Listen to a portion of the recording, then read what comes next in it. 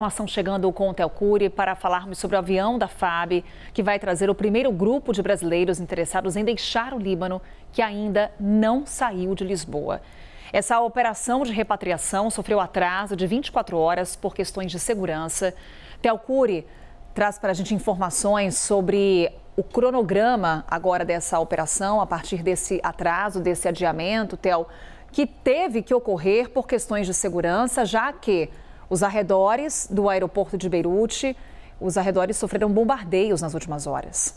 É isso, Carol, tudo em suspenso por enquanto, até que haja uma normalização do entorno do aeroporto internacional de Beirute, no Líbano, onde a aeronave da Força Aérea Brasileira pousaria em cerca de 2h30, às 10 horas da manhã. A aeronave deixaria Lisboa, em Portugal, onde está desde amanhã de quarta-feira, e deixaria o aeroporto internacional de Lisboa, em Portugal, às 5 horas da manhã e chegaria em Beirute às 10 horas da manhã, tudo isso horário de Brasília. Devido, então, à intensificação dos bombardeios israelenses no entorno, nas proximidades do aeroporto internacional de Beirute, no Líbano, a decisão foi por uma suspensão da operação nesse momento. Da operação de voo, eu digo, desse deslocamento de Lisboa para Beirute. Então, diante disso, há uma suspensão temporária de 24 horas, pelo menos,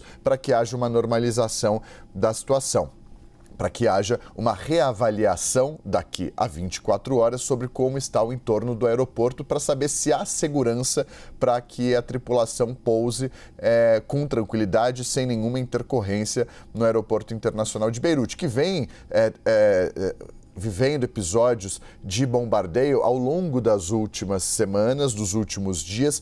Ontem, o governo brasileiro, e a gente trouxe essa informação em primeira mão aqui na CNN, cravou que haveria essa viagem hoje cedo, que esse voo aconteceria às 5 horas da manhã. Logo depois que a gente trouxe essa confirmação aqui na CNN, isso aconteceu às 9 horas da manhã de ontem, quando a gente trouxe essa informação. Na parte da tarde, o governo confirmou oficialmente a informação que a CNN deu, e não só isso. Na sequência, houve uma intensificação dos bombardeios. Conversando com fontes que fazem parte dessa operação ontem, me disseram que eles ainda avaliavam com atenção e um pouco de preocupação, obviamente, a situação no entorno. E isso se confirma na madrugada.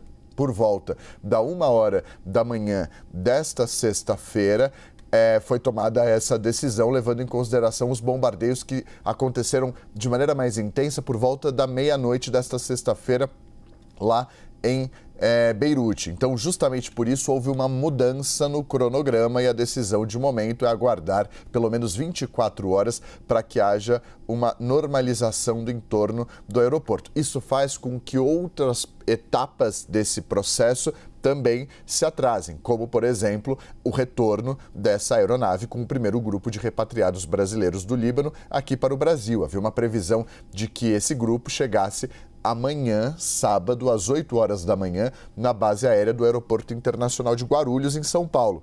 Isso já não vai mais acontecer por conta desse atraso devido aos bombardeios israelenses nas proximidades do aeroporto de Beirute, Carol. Isso, Theo, a gente está falando do primeiro grupo de brasileiros que seriam resgatados nesse primeiro voo da Força Aérea Brasileira. Como é que fica, então, a operação como um todo, Theo? Como é que esse cronograma acaba sendo afetado? O que já temos de informações, por exemplo, com relação à lista de brasileiros interessados em deixar o Líbano? Olha, o que a gente tem de informação, por enquanto, é de que há cerca de 3.000 brasileiros que já demonstraram ao governo, por meio da Embaixada Brasileira em Beirute, o interesse de deixar o país em meio ao acirramento da guerra. Então, há um formulário que foi distribuído há cerca de 2 semanas pela Embaixada Brasileira em Beirute, em uma lista de transmissão, também divulgada em seu site, disponibilizada presencialmente na Embaixada Brasileira lá em Beirute, para que as pessoas procurassem a Embaixada, disponibilizassem os seus dados, seus contatos e o interesse, até porque a Embaixada entra também em contato, porque tem essa relação dos 21.000 brasileiros que vivem hoje em todo o Líbano, para que que demonstrem o interesse de retornar ao Brasil em meio ao tensionamento da guerra na região. Lembrando que o Líbano começou a ser alvo de maneira mais intensa ao longo dos últimos dias, principalmente pelo sul.